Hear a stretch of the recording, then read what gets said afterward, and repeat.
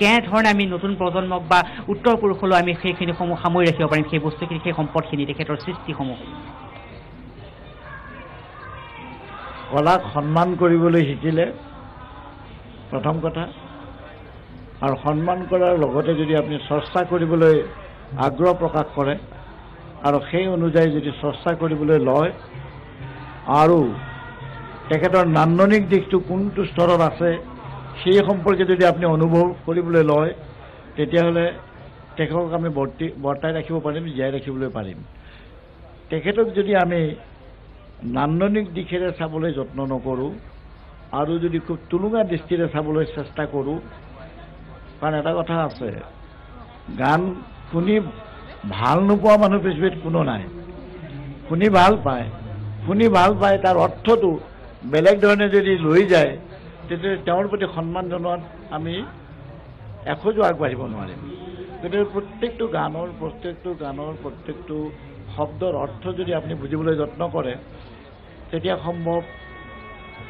ভূপেন দাক আগত প্ৰজন্মই জীয়াই ৰাখিবলৈ সক্ষম হ'ব আৰু তেওঁ অকল অসমৰ বাবেই নহয় তেওঁ সমগ্ৰ দেশৰ কাৰণে এজন মহান ব্যক্তি যাৰ সৃষ্টিৰ কোনো তুলনা নাই আৰু তেওঁ তেনেকুৱা এজন ব্যক্তি যি হাঁহি বেদনা দুখকো সহ্য কৰি যাব পৰা ব্যক্তি গতিকে তেওঁৰ প্ৰগাঢ় জ্ঞানে সমগ্ৰ মানৱ জাতিক কেনেধৰণে উৎকৰ্ষ সাধন কৰিলে সেইটো আমি তেখেতৰ গীতত তেখেতৰ মাতত তেখেতৰ কথাত তেখেতৰ সাহিত্য ৰাশিত তেখেতৰ কবিতাত কবি হিচাপে তেখেতৰ কথা ছবিত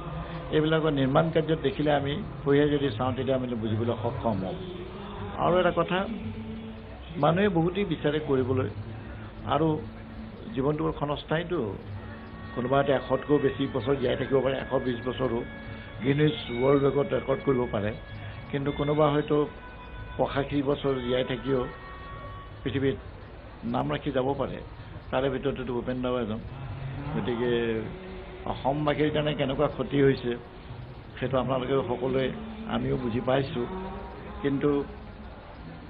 আশা কৰা কথাটো মানুহ এটা সীমাৰ মাজত থাকে আমি আশা কৰোঁ আমি সহ্যাগত হৈ থকা অৱস্থাটো ভাবি যে ভূপেন দা ঘূৰি আহক আকৌ গান গাওক কিন্তু এটা শক্তি আছে অচিনাকি শক্তি অজ্ঞাত শক্তি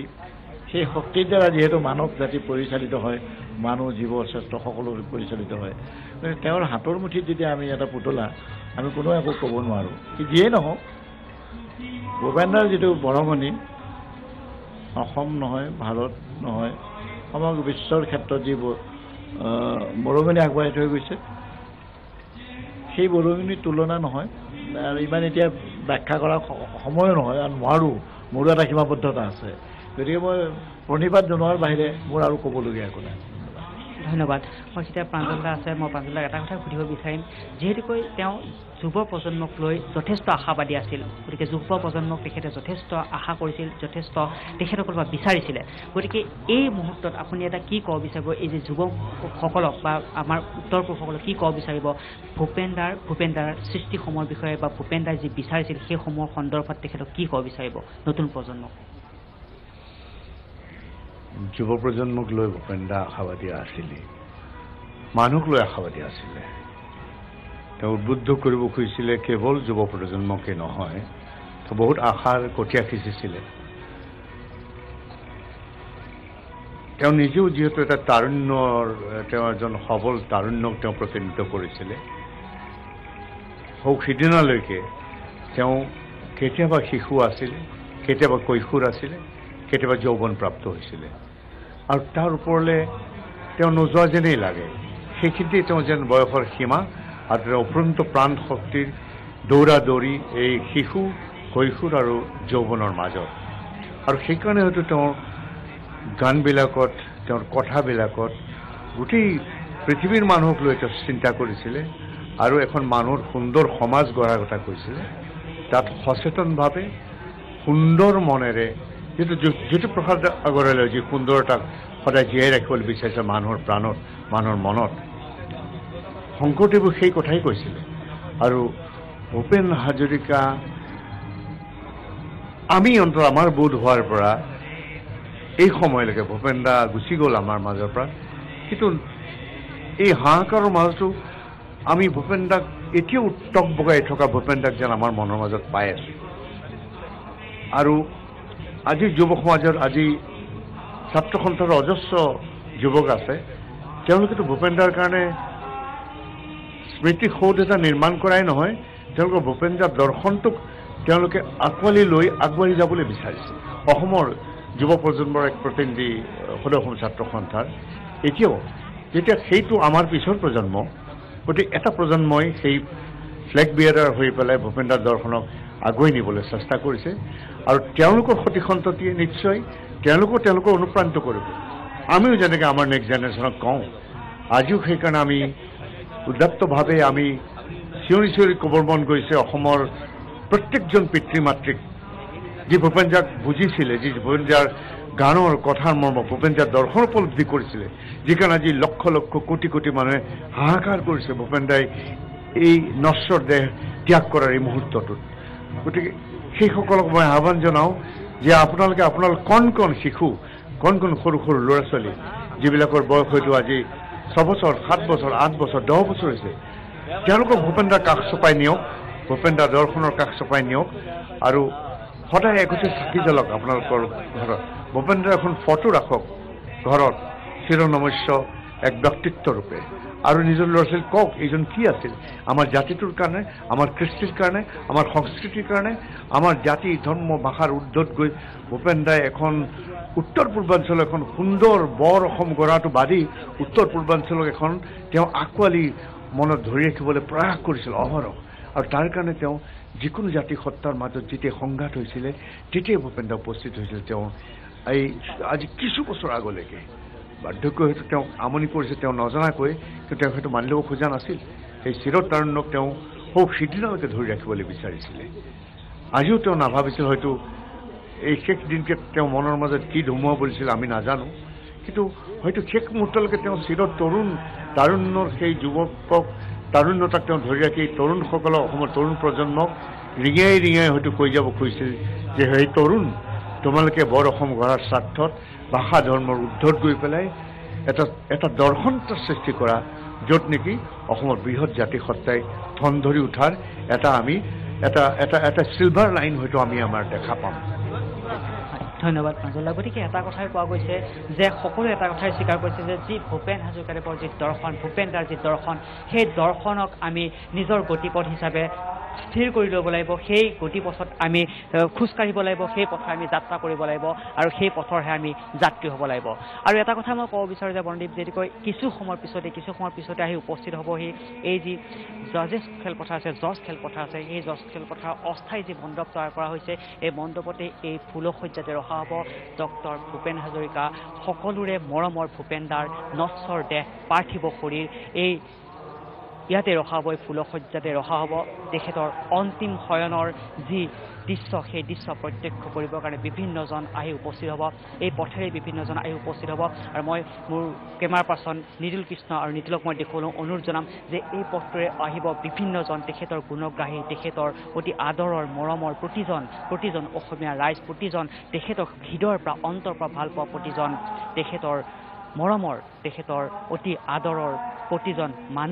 মানুহক তেখেতে অতি ভাল পাইছিলে অতি মৰম কৰিছিল তেখেতৰ কাৰণে তেখেতে সদায় কৈছিলে যে নিপীড়িতজনৰ অন্তৰত তেওঁ সদায় থাকিব সেই মানুহজন সেইসকলৰ কাষত তেওঁ সদায় থাকিব গতিকে সেইসকল মানুহ আজি উপস্থিত হ'বহি তেখেতক শেষ শ্ৰদ্ধা জ্ঞাপন কৰাৰ উদ্দেশ্যে শেষ শ্ৰদ্ধাঞ্জলি জনোৱাৰ উদ্দেশ্যে আৰু মই দেখুৱাবলৈ বিচাৰিম যে যিহেতুকে এইটোৱে নিৰ্মাণ কৰাইছে এইটো কফিন নিৰ্মাণ কৰাইছে ইয়াৰ মাজতে ৰখা হ'ব ইয়াৰ ভিতৰত ৰখা হ'ব সকলোৰে মৰমৰ ভূপেন দাৰ পাৰ্থিৱ শৰীৰ নশ্বৰ দেহ ইয়াত ৰখা হ'ব অহাকাইলৈ ইয়াৰ ভিতৰতে ৰখা হ'ব এই কফিনটোৰ ভিতৰতে ৰখা হ'ব আৰু এই কফিনটো এই ফুলশয্যাৰ ওপৰত ৰখা হ'ব গতিকে এক বৰ্ণিল যাত্ৰা সমাপ্ত কৰি ইয়াত চিৰনিদ্ৰাত বিলীন হ'ব সকলোৰে মৰমৰ সকলোৰে আদৰৰ ডক্টৰ ভূপেন হাজৰিকা আমাৰ সকলোৰে মৰমৰ ভূপেন দা আৰু তেখেতৰ আত্মাৰ চিৰশান্তিৰ কাৰণে বিভিন্নজনে বিভিন্ন প্ৰাৰ্থনা কৰিব ইয়াতে সৰ্বধৰ্মীয় প্ৰাৰ্থনা আয়োজন কৰা হৈছে সকলোৱে প্ৰাৰ্থনা জনাব ভগৱন্তৰ ওচৰত অদৃশ্যজনৰ ওচৰত নেদেখাজনৰ ওচৰত সকলোৱে প্ৰাৰ্থনা জনাব যে তেওঁলোকৰ মৰমৰ তেওঁলোকৰ আদৰৰ হিয়াৰ আমঠু সকলোৰে চেনেহৰ ডক্টৰ ভূপেন হাজৰিকাদেৱৰ আত্মাৰ চিৰশান্তিৰ বাবে গতিকে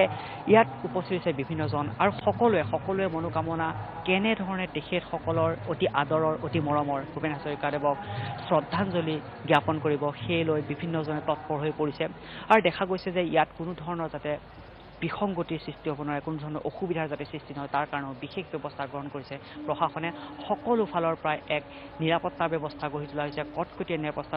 ব্যৱস্থা কৰিছে প্ৰশাসনে বিভিন্ন ধৰণৰ ব্যৱস্থা হাতত লৈছে আৰু ইয়াত প্ৰতিজন আহি উপস্থিত হৈছে আৰু মই এটা কথা ক'ব বিচাৰোঁ যে অকল ইয়াতেই নহয় মণ্ডপৰ ভিতৰতে নহয় মণ্ডপৰ বাহিৰতো অজস্ৰ গুণমুগ্ধই আহি ভিৰ কৰিছেহি তেখেতসকলে ভূপেন্দ্ৰ সংগীত গাইছে নিজৰ অন্তৰ পৰা নিজৰ মনৰ পৰা যিসমূহ গীত তেওঁলোকৰ মন লাগিছে যিসমূহ গীত তেখেতসকলে গাব বিচাৰিছে যিসমূহ গীত তেখেতৰ আৰু বিচাৰিছে তেখেতসকলে নিজৰ মনৰ প্ৰাণ খুলি তেখেতসকলে সেই গীত গাইছে চকুৰে নিগৰাইছে অচু হিয়াধুনি কান্দিছে সকলোৱে অন্তৰ পৰা কান্দিছে তেওঁলোকৰ অতি মৰমৰ অতি আদৰৰ ভূপেন দাক হেৰুৱাৰ বেদনাত অনন্তকাললৈ তেখেতৰ স্মৃতি বুকুত বান্ধি ৰাখিব সকলোৱে তেখেতৰ স্মৃতি সজীৱ হৈ থাকিব সকলোৰে মনৰ মাজত সকলোৰে স্মৃতিত সজীৱ হৈ থাকিব তেখেতৰ স্মৃতি তেখেতে এটা কথাই মই ক'ব বিচাৰোঁ যাযাবৰী জীৱনৰ যেন তেওঁ এক সমাপ্তি ঘটিছে তেখেত ঘূৰি আহিছে আমাৰ মাজলৈ আৰু কেতিয়াও উভতি নোযোৱাৰ এক প্ৰতিশ্ৰুতিৰে তেখেত আমাৰ মাজলৈ উভতি আহিছে এক যাযাবৰী জীৱনৰ যাত্ৰাৰ সমাপ্তি ঘটিছে এই সমাপ্তিত তেখেতক সকলোৱে এই সমাপ্তিত তেখেতক সকলোৱে স্বাগতম জনাইছে আৰু লগতে তেখেতক শেষ শ্ৰদ্ধাঞ্জলি জ্ঞাপন কৰাৰ উদ্দেশ্যে বিভিন্ন স্থানৰ পৰা আহিছে সকলোৰে এটা উদ্দেশ্য এবাৰ মৰমৰ শিল্পী জাত শিল্পী সকলোৰে হিয়াৰ আমঠু ভূপেন দাক এবাৰ স্বচক্ষু প্ৰত্যক্ষ কৰাৰ তেওঁক চুই চোৱাৰ যি হেঁপাহ সেই হেঁপাহৰ কাৰণে বিভিন্ন প্ৰান্তৰ পৰা আহিছে আৰু কিছু সময়ৰ পিছতেই তেখেতৰ নশ্বৰ দেহ ইয়ালৈ লৈ অহা হ'ব পাৰ্থিৱ শৰীৰ ইয়াত লৈ অহা হ'ব ইয়াত তেখেতৰ পাৰ্থিৱ শৰীৰটো ৰখা হ'ব তাৰপিছত বিভিন্নজনে আহি তেখেতক পুষ্পমাল্য অৰ্পণ কৰিব শ্ৰদ্ধাঞ্জলি জনাব আৰু তেখেতৰ বৰ্তমান নিজৰ পাৰৰ ঘৰতো তেখেতক শ্ৰদ্ধাঞ্জলি জ্ঞাপন কৰি থকা হৈছে তেখেতৰ বিভিন্ন গুণমুগ্ধ তাতো উপস্থিত আছে বিভিন্ন স্থানত উপস্থিত আছে তেখেতৰ গুণমুগ্ধ গতিকে সকলোৱে মই এটা কথা কৈছোঁ সকলোৱে আহি উপস্থিত হৈছে সৰ্বতভাৱে প্ৰাৰ্থনাৰ কাৰণে সকলোৱে উপস্থিত হৈছে ভগৱন্তৰ ওচৰত তেখেতসকলে প্ৰাৰ্থনা জনাব আপোনালোকে কি ধৰণে প্ৰাৰ্থনা আগবঢ়াই নিব আমি মানে ভগৱত গীতাৰ কিছুমান শ্লোক আছে য'ত মানে ভগৱান কৃষ্ণই কৈছে যে আত্মাটো অমৰ হয় আত্মাৰ কোনো মানে মৃত্যু নাই তো নিজৰ কৰ্মফলে সি মানে ভাল জন্ম পায় নেক্সট জন্ম আমি আশা কৰিছোঁ যে হাজৰিকা ডাঙৰীয়া তেওঁ ইমান ভাল কাম কৰিছে আমাৰ মানে দেশ আমাৰ হিন্দু ধৰ্মত কথা এটা আছে পুনৰ জন্মৰ কথা এটা আছে গতিকে তেওঁ যে পবিত্ৰ আত্মা গতিকে তেওঁৰ পুনৰ জন্ম হোৱাৰ আপোনালোকে প্ৰাৰ্থনা জনাব বুলি কৈছে নেকি পুনৰ জন্ম যেন তেওঁ লাভ কৰিব পাৰে তাৰ কাৰণে ভগৱন্তৰ ওচৰত আপোনালোকে প্ৰাৰ্থনা জনাৰ কথা ক'ব বিচাৰিছে নেকি হয় প্ৰাৰ্থনা কৰিব বিচাৰিছোঁ আমি কীৰ্তন কৰিম আৰু গীতা পাঠ কৰিম অলপ হয় বৰ্ণদীপ মই এটা ৰূপজ্যোতি হয় আমি দেখিছোঁ যে এই মুহূৰ্তত প্ৰত্যেকে ডক্টৰ ভূপেন হাজৰিকাৰ আত্মাৰ চিৰ শান্তিৰ অৰ্থে পৰমেশ্বৰৰ ওচৰত প্ৰাৰ্থনা জনাইছে আৰু জাজেছ ফিল্ডতো আমি দেখিছোঁ তাত বিভিন্ন ধৰ্মাৱলম্বী লোকৰ সমাগম হৈছে আৰু বিভিন্ন ধৰ্মৰ লোকে আজি তাত সৰ্বধৰ্ম প্ৰাৰ্থনা অনুষ্ঠিত কৰিছে আৰু ইতিমধ্যে সেই সৰ্বধৰ্মীয় প্ৰাৰ্থনা সভাও অনুষ্ঠিত হৈছে ৰূপজ্যোতি আপুনি আমাৰ সৈতে লাইনত থাকিব আমি আপোনাৰ সৈতে আকৌ কথা পাতিম আৰু এইখিনিত আমাৰ ফ্ৰণ্টিয়াৰ টিভিৰ দৰ্শকসকলক জনাব বিচাৰিছোঁ যে আমাৰ এই পোনপটীয়া সম্প্ৰচাৰ আজি চলি থাকিব যেতিয়ালৈকে ডক্টৰ ভূপেন হাজৰিকাৰ অন্ত্যেষ্টিক্ৰিয়া সম্পন্ন নহয় তেতিয়ালৈকে আমি ফ্ৰণ্টিয়াৰ টিভি এই পোনপটীয়া সম্প্ৰচাৰ আমি আপোনালোকক দেখুৱাই যাম আৰু এইখিনিতে আমি আপোনালোকৰ পৰা কিছু সময়ৰ বাবে আমি বিদায় ল'ব বিচাৰিম আৰু বিদায় লোৱাৰ আগতে আমি আপোনালোকক এই মুহূৰ্তৰ কেইটামান সংবাদ শীৰ্ষ জনাম আৰু তাৰপিছত বিদায় ল'ম কিন্তু বিদায় লোৱাৰ পিছতো আমাৰ এই পোনপটীয়া সম্প্ৰচাৰ চলি থাকিব আহক চাওঁ এই মুহূৰ্তৰ সংবাদ শীৰ্ষ আগবঢ়াইছে এয়াৰচেল অগণন জনতাৰ অশ্ৰু অঞ্জলি লৈ গৃহভূমিত ভূপেন দাৰ শেষ যাত্ৰা নিজৰাপাৰ বাসগৃহত ক্ষন্তেক জিৰালে উৰণীয়া মৌৱে মহাজীৱনৰ মহানায়কৰ মহাপ্ৰস্থানত শোকাকুল জনতাৰ জনসমুদ্ৰত পৰিণত মহানগৰীৰ ৰাজপথ নুমাই গ'ল অগ্নিযুগৰ ফিৰিঙতি বিষাদৰ বৰষুণত বুৰিল গুৱাহাটী বিশ্ববিদ্যালয় চৌহদ দীঘলী পুখুৰী পাৰত শোকৰ বন্যা জাত খেলপথাৰত ৰাজহুৱা শ্ৰদ্ধাঞ্জলিৰ বিশেষ আয়োজন গুণমুগ্ধৰ শ্ৰদ্ধাঞ্জলি জনাব পাৰিব সুধাকণ্ঠক গুৱাহাটী বিশ্ববিদ্যালয়ত সম্পন্ন হ'ব সুধাকণ্ডৰ শেষকৃত্য অনুষ্ঠান জালুকবাৰী আৰক্ষী চকীৰ বিপৰীতেই হ'ব শেষকৃত্য আজি পবিত্ৰ ঈদ উল জুহা পালন ইছলাম ধৰ্মী লোকৰ মাজত উৎসাহৰ ঢল বঙাইগাঁৱত পুনৰ ব্যৱসায়িক অপহৰণ NDFBৰ ৰঞ্জন গোট জড়িতৰ সন্দেহ আৰু অব্যাহত আছে ভাৰতৰ শোচনীয় বেটিং প্ৰদৰ্শন ৱেষ্ট ইণ্ডিজৰ 304 ৰানৰ প্ৰত্যুত্তৰত ভাৰতৰ সংগ্ৰহ মাত্ৰ 209 ৰান আৰু ইয়াৰ লগে লগে এতিয়া বাতৰিৰ পৰা